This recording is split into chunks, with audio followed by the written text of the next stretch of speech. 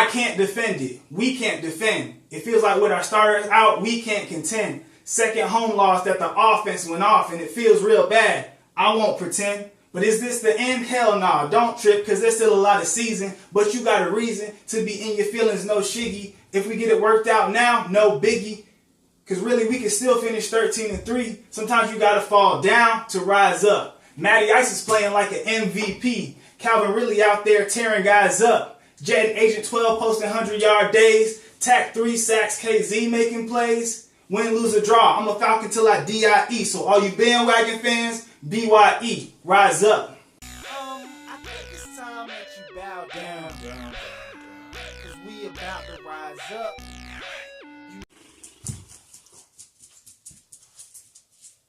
Man, y'all saw how the game went. Another heartbreaker coming down to the last minute. Ito gets the first TD.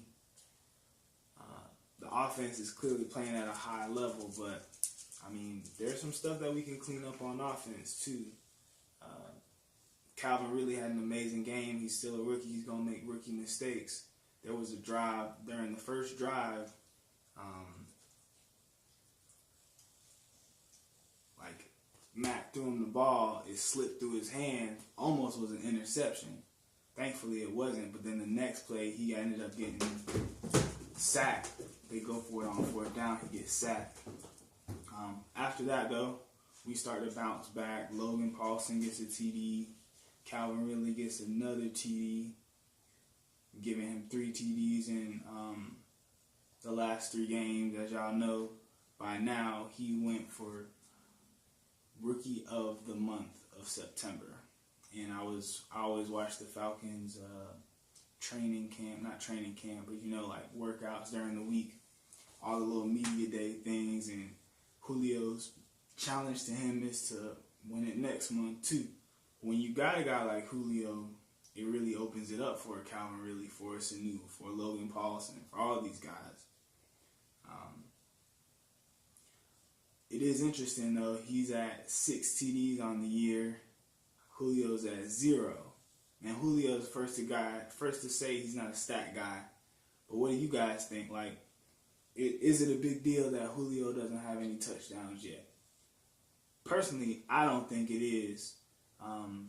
He's leading the league in reception yards, and obviously he's one of our biggest weapons. At the end of it, when it was at the end of the quarter, at the end of the half, when Matt needed to find his target, he goes to Julio. At the end of the game, where we have 6 seconds left before the end of the fourth quarter, who does he go to? Julio. So, I feel like when you're in that part of the field, get it to a Julio, get it to a Calvin Ridley, it's a new whoever's open, you know, rather than try to force it just to Julio. And obviously, the way Calvin Ridley is playing, defenses are going to start to look his way too, and that'll open up more opportunities. I do think it's interesting that a lot of the routes we see Calvin Ridley run, Julio's not really doing that type of route. A lot of the times in the end zone, he's going for more right on the sideline type plays, like the stuff we saw against the Eagles in the playoffs and the first game of the season. But overall, man, super impressed with our offensive rookies. Ito filling in nicely for Freeman. Thankfully, we get 24 back. My homie Snatterbox back for this game. But yeah, man, Calvin Ridley, he's coming on strong. I don't watch college football like that. I watch Falcons football. I watch the NFL. That's pretty much it. So I wasn't sure. I know I did watch the Georgia-Alabama game. I did watch that. Saw a little bit of Calvin Ridley there. But when we drafted him, I was like, okay, we got another weapon. And obviously we let Turbo Taylor go to the Bears. And we needed a replacement there. Justin Hardy's nice, though. Justin Hardy's got nice hands, man. Nicky Trills, our homie from last year, 15. He used to get in there for a lot of third down type plays, pick up yardage. Austin Hooper is becoming more of the pass game in the pass game too. He had a nice little play on a third down during the game, picking up the first down for us. So the key to success, honestly, man, with Matt Ryan is spreading the ball around. You have so many dudes that can make these plays. Like, I understand Julio Jones is a weapon, and I think the way we used everybody last game and these last two games, really spreading it around to everybody, making sure everybody gets their touches, especially like making sure Julio gets his touches. That being said, he doesn't have to be the only key, and I feel like we're more successful that way. The stats do prove that. I still feel like Matty Ice is playing at an MVP type level with his ball distribution, with his accuracy. There was only a few passes I feel like he probably would have wanted back. That one pass in the fourth quarter where we had to settle for a field goal, he kind of floated it a little bit higher over Hooper, and Hooper, he was open. If Matt put it on him, that's game. We up by 2 scores. I don't think the Bengals are coming back from that, even if they are able to kind of go down the field on the defense. So I'm just kind of focusing on the offense for starting off this conversation. But I don't really know what more you can ask. We ended up getting 35 points, the final score? 36 points. Obviously, the final score, 36-37. But I feel like if you put up 36 points at home, like, that should be enough. Obviously, every game is different. And it's kind of unrealistic for you to expect your offense to get a touchdown every single time. Granted, we are hot. We have the talent to do so, but I'm the blame. You could put the blame on a lot of people. Personally, I feel like it fell more on the defense these last 2 games than it did the offense, because the offense is really taking care of business, getting points. You can't settle for field goals in these situations, especially when we get the turnover, the block punt, and we can't get it in the end zone. We tried 2 running plays and then a passing play. We just couldn't get it in the end zone. And that's where we're spending most of our time. You know, that was one of our big emphasis, and it showed. It's way much improved over last season. But that being said, you just got to get back to work, man. There's always fine-tuning we can do to get to that next level. But I do feel like Matty Ice is playing at an MVP level right now, and I couldn't be happier with that. Pumped about getting Freeman back. Switch over to defense. So,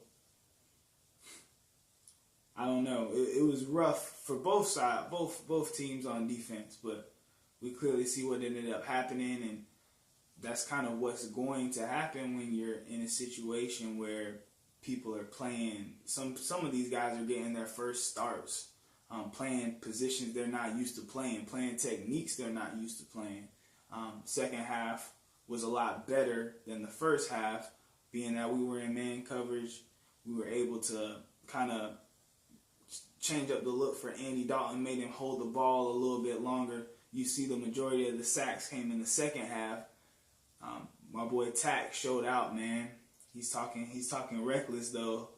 We'll see what happens this week in Pittsburgh. But yeah, Tack, obviously he had the 3 sacks on the game. I feel like Vic Beasley was super close, especially on their last drive. But where there's good, there's bad. So obviously us playing in positions we don't typically play in came up big, especially on that last drive. Desmond Trufant could have sealed the deal with that interception. He lets it drop. I know that's something that he's been working on, that the whole team works on, because Dan Quinn preaches it's all about the ball, right? But the biggest thing for me is those 3rd and longs, letting them convert those over the middle. Those 4th and longs, letting them convert those over the middle. And then obviously the play to AJ Green that put us on ice, man. I honestly feel like if we would have had 20 seconds instead of 6 seconds, you saw what Julio did those 2 plays that he had a chance to. I honestly feel like you give us just a little bit more time. Matt Bryant's kicking that game-winning field goal. That being said, man, I think I get caught up. First of all, I'm way too emotionally invested in this game that I have no control over. But honestly, sports are like the ultimate reality TV show. As much as on paper you think it's going to go one way or another, at the end of the day, they have to play the game, right? Both teams want to win. Both teams are getting paid. And I kind of have to sit back and think, like, as much as I'm in my feelings, both of these weeks, first of all, there's a lot of season left, like I said, at the top. And honestly, we really could finish 13-3. Like, that line's not BS. Honestly, we could be 4-0 right now. And you got to have that mindset about winning each and every time you step out on the field.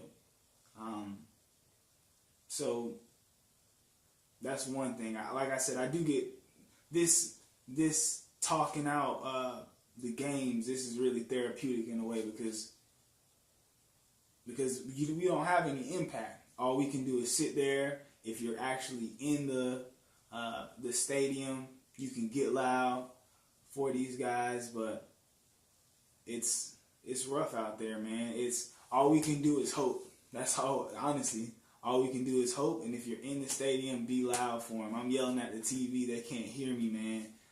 And just to put it in perspective, as much as it hurts us as fans, you know, as much as we want to place blame on the defense, on the injuries, on whatever, these guys in the locker room, you know, they gotta feel some kind of way too. As much as they're getting paid either way, I get that.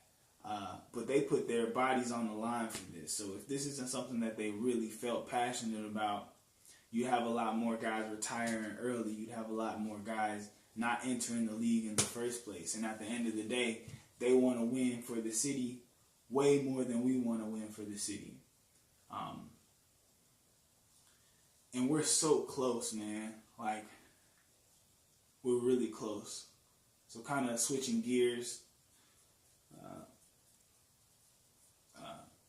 So next week we're taking on the Steelers. Not even next week, in a few days from now.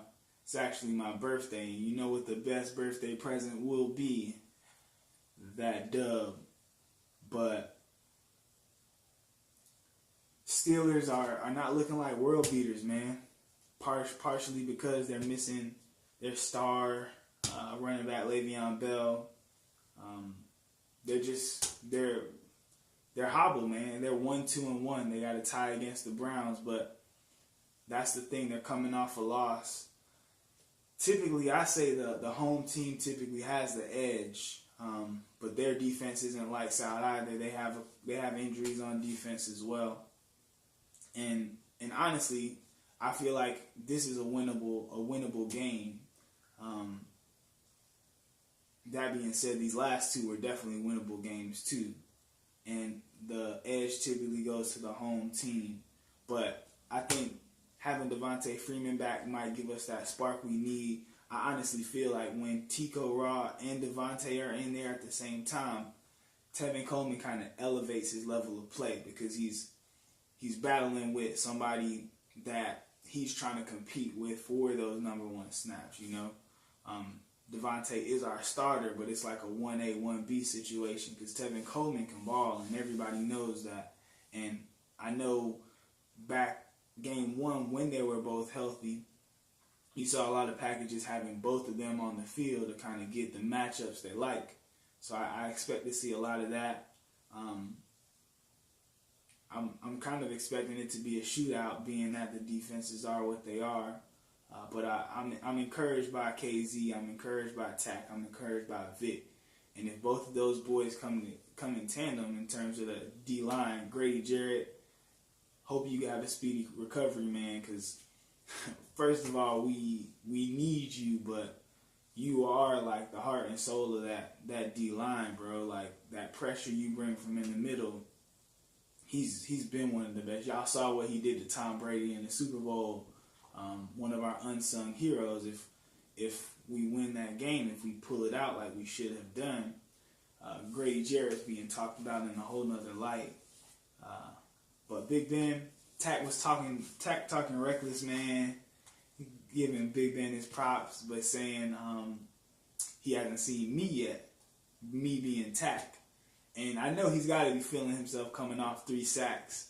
But hopefully he uses that chip on his shoulder to turn that into some more sacks this week, man. I want him to be as successful as he's being and more. Same thing with Calvin Ridley. I don't want them to hit any kind of wall. I want them to continue to do it. But you got to think people will start game planning for them, and that'll allow opportunities for Sanu to get more plays in the passing game. Both him and Julio over 100 yards, which is kind of crazy, and really could have been right there with him. It's going to happen this year, man, where we have Julio, Sanu, and Calvin Ridley with over 100 yards each. But Julio's on pace to get over 2,000 yards, and right now 0 touchdowns because he hasn't scored yet. But I guarantee you he will score. My thing is I just don't feel like they should force it to him, because let it come to him. He will get his opportunities. He'll break a long play. That's what Julio does, man. He'll go off for 300 on one of these boys. Honestly, we could use that. Come Sunday. But we'll see how the game plays out. I'm looking forward to it. Again, it is a winnable game. After that, we're back at home, back in the A-Town to face another division team, the Bucks, who are now starting Jameis Winston again. So kind of an update on the rest of the division. So far, Panthers' only losses come to us. The Saints, they lost to the Bucks, and they haven't lost since. And they just beat the Giants in New York, man. They're looking pretty tough right now. So we have an uphill climb, but we really do need to take it one game at a time. And I feel like winning this game on the road against a good Pittsburgh team, good in terms of talent, and we're good in terms of talent too, because record is not everything. It's way too early in the season to rely solely on record, because all of our games have been close, and we really could be 4-0. And the Steelers, same thing. They've had some close games too that just haven't come up their way. That being said, I feel like our offense is clicking more than their offense is clicking. Pretty even in terms of the yards, and we're slightly beating them in terms of points per game. But it's going to be a showdown, man. I heard a stat, though, that we've never won a game in Pittsburgh. I'm not 100% sure that's a fact, but yeah, something crazy like that. Like the Falcons have never won in Pittsburgh, which is nuts. But, records are made to be broken. Speaking of records, my boy Matty Ice just notched up 115 on the all-time list in terms of yards. He deserves it, man. I've said from the first video, my favorite quarterback, and much love and respect to Vic, but Matty Ice is he's the truth, man. In terms of his preparation, I feel like he's always giving it his all.